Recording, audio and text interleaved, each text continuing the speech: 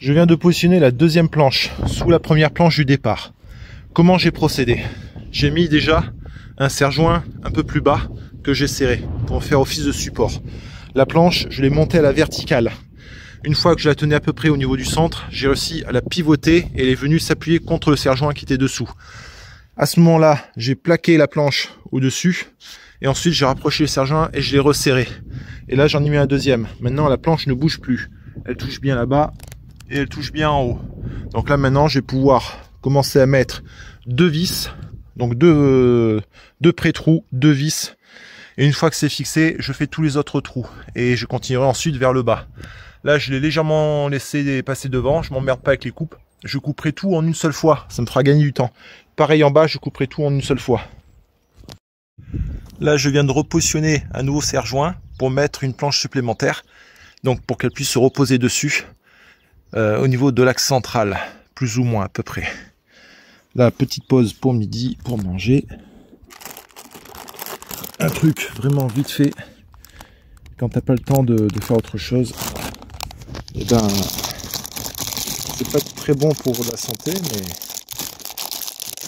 il faudrait vraiment que je puisse, une fois que la couverture sera faite, que ici je serai certain qu'il n'y aura plus d'eau qui passera. Il faudra que je mette un frigo avec un petit congèle et que je mette du pain, les 3+1 là de pâte à pain ou des autres boulangeries au congèle. Comme ça, j'aurai toujours un pain à décongeler le matin pour pouvoir faire mes sandwichs. Ce sera déjà un peu meilleur que ce que je mange actuellement. Donc là, je viens de mettre une nouvelle planche. Elle repose uniquement sur le serre-joint, à peu près sur sa partie centrale pour éviter qu'elle penche à la fois devant et derrière. Donc là, elle est bloquée en haut avec la planche de dessus. Mais si je tire sur la planche, elle vient. Donc là, qu'est-ce que je vais faire maintenant? Je vais essayer de la mettre le plus ras possible vers le dernier triangle. Et ensuite, je pense que je vais la pousser celle-là pour la bloquer là-bas, remettre un serre-joint. Celui-ci, je vais le retirer et le remettre un peu plus haut en repoussant la planche et au fur et à mesure jusqu'à ce que le joint soit au minimum planche contre planche.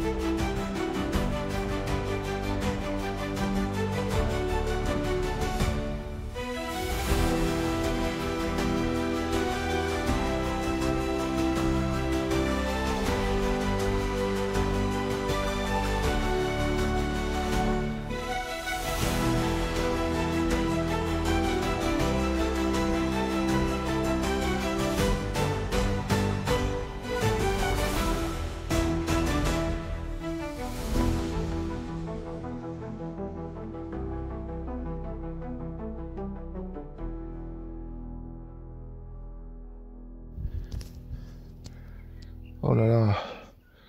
Ça, c'est l'inconvénient quand on est tout seul. Le bois, ça arrache.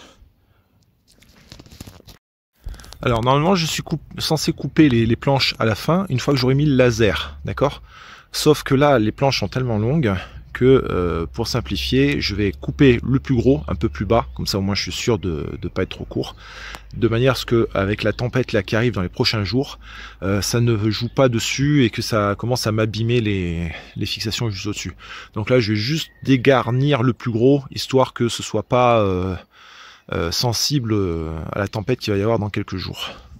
Donc là, je vais tester sur ce type de découpe ma super scie batterie qui pour l'instant me donne satisfaction lorsque j'ai tenté de découper sur le côté. On va voir sur des grandes longueurs comme ça, mais normalement il ne devrait pas y avoir de problème.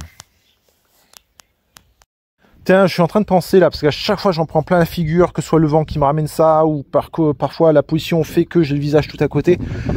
Il faudrait que je trouve un espèce d'accessoire, comme les tuyaux PVC d'évacuation d'eau là, en 40 mm. Il faudrait que je mesure ça pour voir si ça existe, que je puisse faire une sorte de sortie pour que toutes les poussières, ça fasse un truc comme ça à peu près, et ça le ramène d'au moins 20 à 30 cm sur la droite, quoi, comme un pot d'échappement, où je pourrais le mettre à l'extérieur. Comme ça au moins ça me protégerait, parce qu'à chaque fois j'en ai plein les yeux, plein le visage, plein les cheveux.